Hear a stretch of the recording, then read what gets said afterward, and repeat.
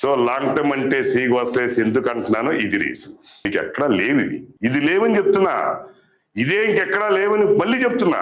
Again I'm saying విజయవాడలో ఎక్కడా లేవండి ఇవన్నీ మళ్ళీ చెప్తున్నా. 600 పైన 15 లేవు విజయవాడలో, మొత్తం ఎదిగినా లేవు 15. 570 నుంచి 59, 55 లేవు లాంగ్ టర్మ్ నుంచి. మళ్ళీ చెప్తున్నా, ఎస్ ఉన్నాయి చెప్పు. ఇక్కడే ఆంధ్రప్రదేశ్ కలపదు, పోని విజయవాడ పోనీ కోసలైట్స్ ఈక్వల్ టు ఎంటైర్ వ్యవస్థ ఆఫ్ విజయవాడ ఒప్పేసుకున్నారు. ఓకే చెప్పు. 550, 77 ఉన్నారు ఈ 20లో. 550 to 569లో 77 ఉన్నారు. నెక్స్ట్ 10 మార్క్స్ 20 కాదు, ఇక్కడ వరకు 20, 600 ఇక్కడ వరకు, ఇక్కడ 5 10 70 10 మార్క్స్ లో. నెక్స్ట్ 10 మార్క్స్ లో 66, నెక్స్ట్ 10 లో 77. వెళ్ళేకొద్ది ఇంకా పెరిగింది. లాంగ్ టర్మ్ ఒక్కటే ఇచ్చాను, దీన్ని ఇక్కడ వరకు విత్ ప్రూఫ్స్ ఇచ్చారు. ఇది కూడా లాంగ్ టర్మ్ విడిగా ఇచ్చా 15, ఇదిగోండి 15 చాలా క్లియర్ గా లాంగ్ టర్మ్ 600 పైన.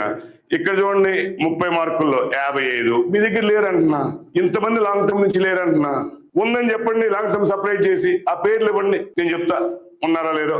ఇదిగోండి 77 20 మార్కుల్లో లాంగ్ టర్మ్. ఇది కూడా 550 పైన, అంటే 550 పైనే 77 55 అంటే 132 15 150 మంది ఉన్నారు. చూపించిన లాంగ్ టర్మ్ నుంచి మీకు 150 550 పైన లేరని నేను అదే చెప్తున్నా. విజయవాడ మొత్తం వ్యవస్థలు కలిపినా లేరని చెప్తున్నా. విజయవాడ అందుకనే నేను లాంగ్ టర్మ్ అంటేనే బలమైన నమ్మకం కోసలేసి అని చెప్తున్నా. అబద్ధమే కాదే. This is the reason why. నేను ఇదే అబద్ధమైన స్టేట్మెంట్ కాదే, నిజమైన statement of the parents public. తర్వాత 540 నుంచి ప్రతి 10 మార్కులకి 70, ప్రతి 10 మార్కులకి 66, ప్రతి 10 మార్కులకి 77 పెరుగుతూ వెళ్ళొద్దు నాది, కానీ మీది తగ్గుతూ వెళ్ళొద్దు. అందుకని నెక్స్ట్ 550 కింద బిలో ఇంతవరకు పబ్లిష్ చేయలేకపోయారు.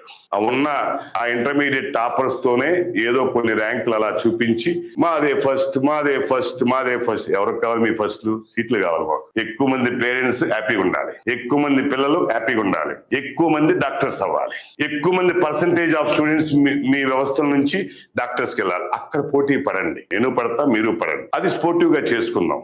తప్పులు చెప్పకండి. ఇలాగా నేను చెప్పాను కదా అని మీరు కూడా ఏదో ఒకటి కలిపేసి తప్పులు చెప్పకండి. చెబితే ఏమవుతుందంటే ఇలాగే నేను ఇలా బహిర్గతంగా మాట్లాడిస్తే ఇంకా ఇంకా ఇంకా ఇంకా ఇంకా మీ యొక్క క్రెడిబిలిటీ అనేది, మీ ఫేస్ వాల్యూ అనేది పబ్లిక్ లో వెళ్ళిపోతా ఉంటుంది. మొత్తానికి ఈ 3-4 నెలల్లో నన్ను మీ వ్యవస్థ గురించి ఎప్పుడు మాట్లాడినాన్ని ఇప్పుడు మాట్లాడే విధంగా చేశారు. ఓకే, ఇదిగో మాట్లాడాను, మళ్ళీ చెప్పాను.